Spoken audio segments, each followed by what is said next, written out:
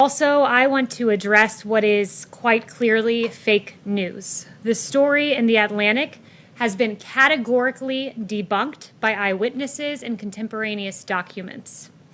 The Atlantic claims, quote, when President Trump canceled a visit to the Aisne-Marne American Cemetery near Paris in 2018, he blamed rain for the last-minute decision, according to The Atlantic, saying the helicopter couldn't fly and that Secret Service wouldn't drive him there. Neither claim was true, says The Atlantic. That has been debunked.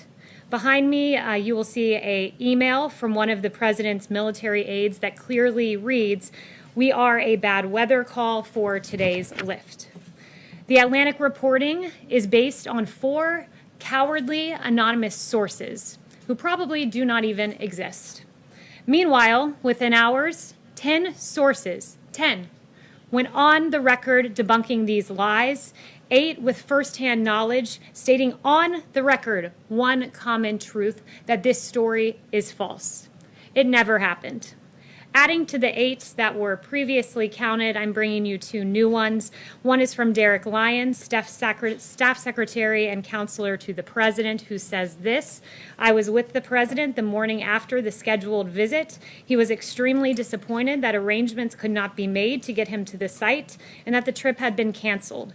I have worked for the president for his entire administration. One of my responsibilities is working with him on the many letters he signs to the families of our nation's fallen heroes.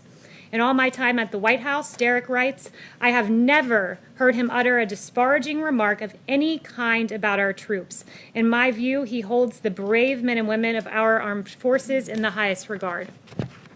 I also bring to you today another quote from a former member of this administration, Dan Walsh, former Deputy Chief of Staff, who is also a retired military officer. I got off the phone with Dan just before coming out here, and he wanted me to share with you all, I can attest to the fact that there was a bad weather call in France and that the helicopters were unable to safely make the flight. Overall, the president's support and respect for our American troops, past and present, is unquestionable. And Dan recounted to me several events he went on with the president, like a World War II veteran who flew with the president on the helicopter in Normandy, visits the president had with our wounded warriors, special ops teams who came to the Oval Office, including the team that got al-Baghdadi, and they brought along Conan, the dog, as well.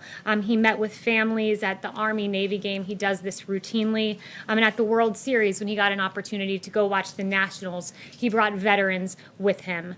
And I can tell you from what I've seen from this president, I have heard him describe his visits to Walter Reed in detail, and the angst he has had and the compassion he has had and the hurt he has had viewing these warriors who have been absolutely injured in the line of duty and are courageous heroes. And I've heard him recount how meaningful those visits are. I've also seen him just a day before this article came up talk about there was rain and lightning popping around, and he said, I want to go out there and I want to talk to our World War II veterans. This is America's greatest generation, and the president holds them in the highest of regards. So why would a publication abandon all journalistic integrity and publish this story?